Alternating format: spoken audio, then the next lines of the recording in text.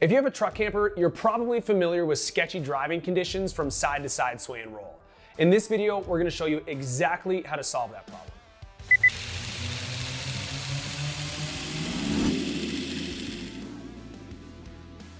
So if you've been driving a truck camper for any length of time, you've probably experienced white knuckle driving.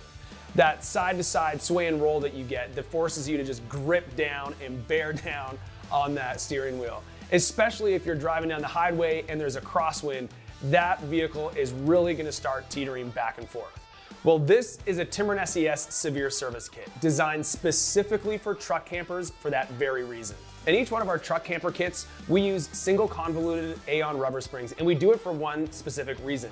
These deliver a lot more stability for your truck camper. And when you transform the stability of your truck with that truck camper in there, you also transform the safety of it for you and the passengers in your vehicle. Each one of our products is a DIY solution that you can install in your driveway in less than 30 minutes. It's a set it and forget it solution. Head on over to Timbren.com and transform your truck camper experience today.